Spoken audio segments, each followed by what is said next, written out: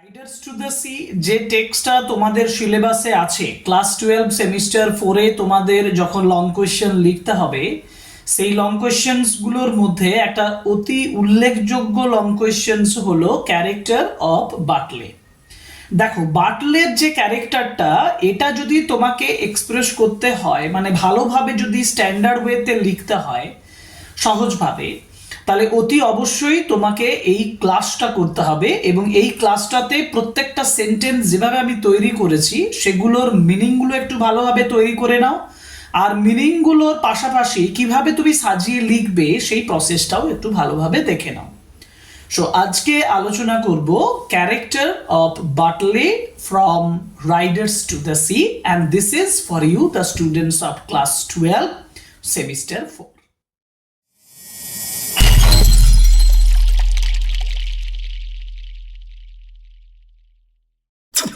বাটলের যে ক্যারেক্টার, মানে বাটলে হচ্ছে একমাত্র জীবিত ছেলে মরিয়ার, তাই না? এটা একটা উল্লেখযোগ্য ইনফরমেশন যেটা তোমাকে দিতে হবে। এবং দেখবে যে অ্যারান আইল্যান্ডের লাইফস্টাইল, সেখানে ইয়ং জেনারেশনের যে লাইফস্টাইল, সেটা হচ্ছে ব্রেড উইনার হিসাবে, মানে ফ্যামিলিকে কন্ট্রোল বা মেনটেন করার জন্য কাদেরকে সব থেকে বেশি গুরুত্বপূর্ণভাবে কাজ করতে হয়, সেটা হচ্ছে যে বাড়ির যে পুরুষেরা। এবং যেহেতু মরিয়ার ফ্যামিলির একমাত্র বাটলেই হচ্ছে জীবিত ছিল, এবং গল্পের শেষে আমরা দেখতে পাচ্ছি সেও মারা যাচ্ছে ট্র্যাজিক ফেট হিসাবে।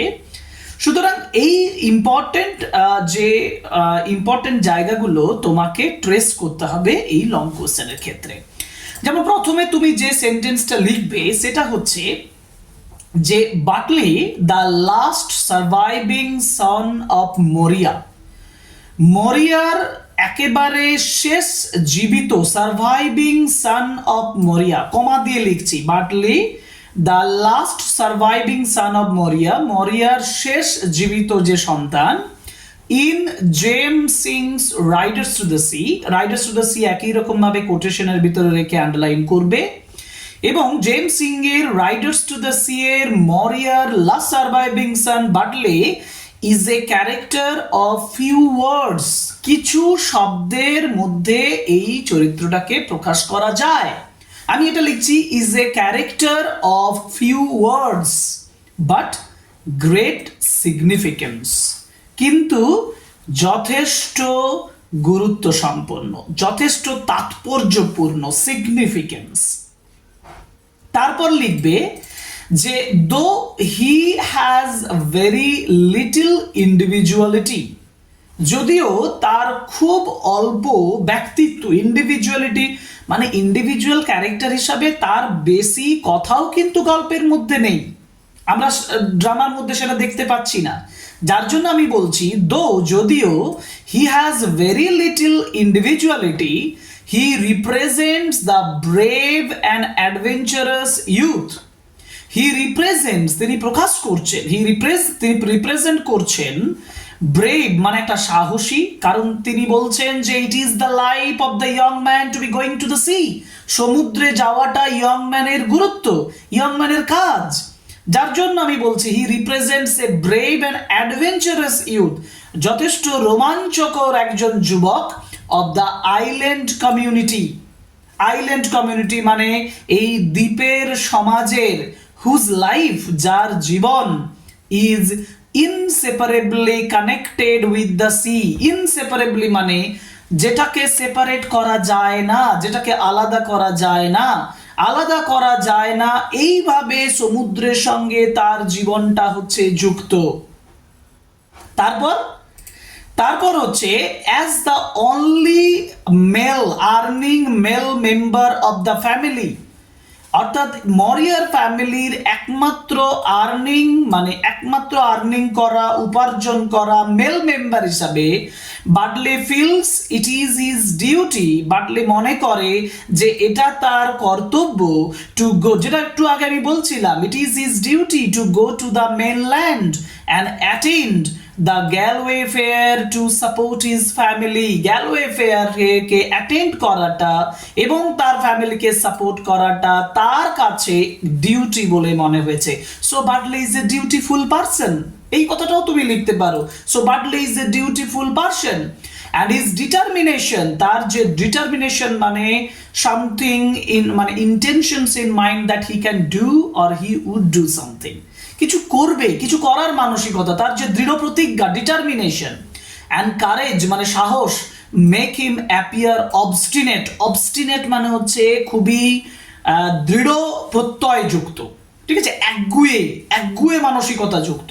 ইয়াট যদিও his actions arise from necessity, যদিও তার কাজগুলো প্রয়োজনীয় থেকেই উঠে আসছে, because it is the necessity of his family, not stubbornness. ভালোভাবে লক্ষ্য করো এই সেন্টেন্সটা।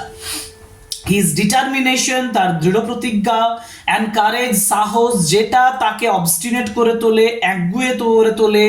ইয়াট যদিও তার অ্যাকশনস, তার কাজ, অ্যারাইজ ফ্রম নেসেসিটি, প্রয়োজনীয় থেকে যদিও তার অ্যাকশন উঠে আসে, নট স্টাবর্ডনেস, একগুয়ে মানসিকতা থেকে উঠে আসে না, ঠিক আছে, না হলে আবার সেখানে স্টাবর্ন একগুয়ে কথাটা চলে আসবে, তাই না? আচ্ছা, তারপরে লিখবে বাটলি ইজ প্র্যাকটিক্যাল, বাটলি হচ্ছে একজন প্র্যাকটিক্যাল মানসিকতা, রেসপন্সিবল দায়িত্ব সম্পন্ন, অ্যাওয়্যার দ্যাট, অর্থাৎ Bartley is practical and responsible and aware that survival demands risk. এখানে মাঝে তুমি অ্যাওয়্যারের আগে একটা অ্যান্ড যোগ করে দেবে, যে বাটলি ইজ প্র্যাকটিক্যাল অ্যান্ড রেসপন্সিবল, বা কমাটা না দিয়ে অ্যান্ড দিয়ে যোগ করে লিখবে হি ইজ অ্যাওয়্যার, এইখানটা তুমি লিখতে পারো he is aware that survival demands risk, যে বেঁচে থাকাটার জন্য ঝুঁকি প্রয়োজন, এটা সে মনে করে।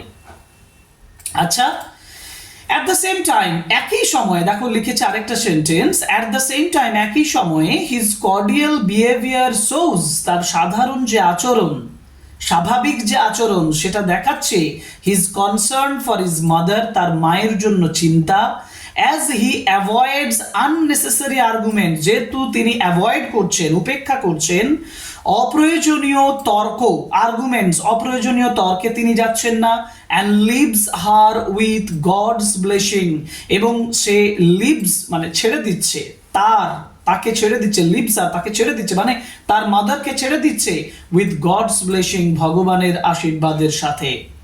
তারপর কনফিডেন্ট অফ হিজ রিটার্ন, মানে Bartley was confident that he would return, Bartley মানে কনফিডেন্ট ছিল, আত্মবিশ্বাসী ছিল যে তিনি ফিরে আসবেন।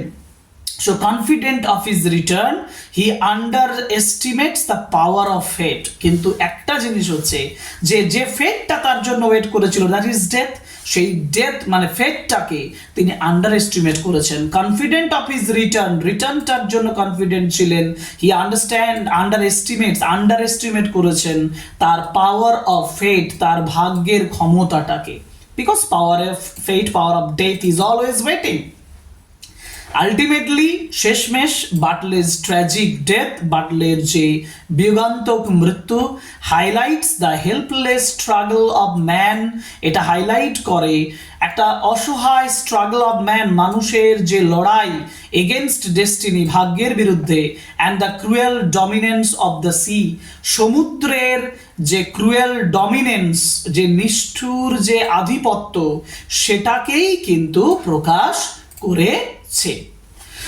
হচ্ছে আমাদের সম্পূর্ণ বাটলের ক্যারেক্টার। লাইনগুলো আমি লিখে দিলাম, তোমরা এই লাইনগুলো পরপর সাজিয়ে নাও, দেখবে একটা সুন্দর রাইটিং হলো, যেটা তোমাকে 6-এর মধ্যে 6ই এনে দেবে, এবং এটাই প্রয়োজন।